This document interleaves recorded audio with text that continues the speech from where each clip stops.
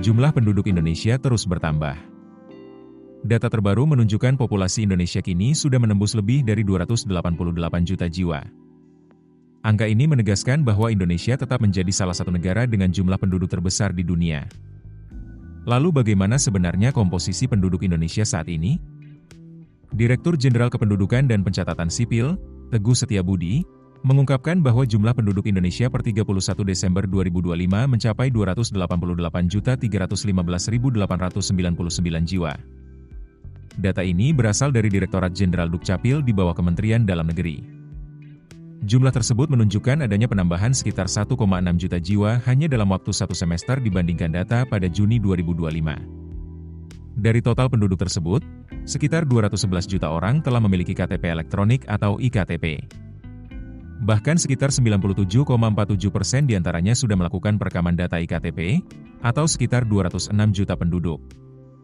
Hal ini menunjukkan cakupan administrasi kependudukan di Indonesia semakin luas. Berdasarkan jenis kelamin, jumlah penduduk laki-laki masih sedikit lebih banyak dibanding perempuan. Laki-laki, sekitar 145,4 juta jiwa, perempuan, sekitar 142,8 juta jiwa. Perbedaan ini menunjukkan rasio gender Indonesia relatif seimbang. Dari sisi persebaran wilayah, Pulau Jawa masih menjadi wilayah dengan jumlah penduduk terbesar. Sekitar 55,8% penduduk Indonesia tinggal di Pulau Jawa.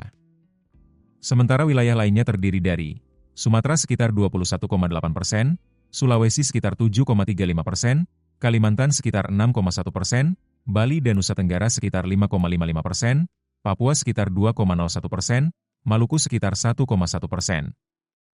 Distribusi ini menjelaskan mengapa aktivitas ekonomi nasional masih banyak terpusat di Jawa. Dari sisi agama, mayoritas penduduk Indonesia beragama Islam. Komposisinya sebagai berikut: Islam 87,5%, Kristen 7,3%, Katolik 3%, Hindu 1,66%, Buddha 0,69%, Honghucu 0,03%, penghayat kepercayaan 0,04%. Data ini menunjukkan keberagaman agama yang ada di Indonesia. Dari sisi usia, sekitar 69% penduduk Indonesia berada pada usia produktif, yaitu antara 15 hingga 64 tahun. Kelompok usia terbesar berada pada rentang 40 hingga 44 tahun.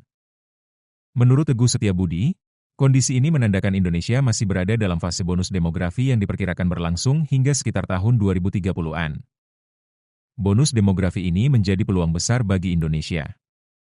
Namun peluang tersebut hanya bisa dimanfaatkan jika pemerintah mampu meningkatkan kualitas pendidikan, sumber daya manusia, serta membuka lebih banyak lapangan kerja. Jika tidak dimanfaatkan dengan baik, jumlah penduduk yang besar justru bisa menjadi tantangan baru bagi pembangunan nasional.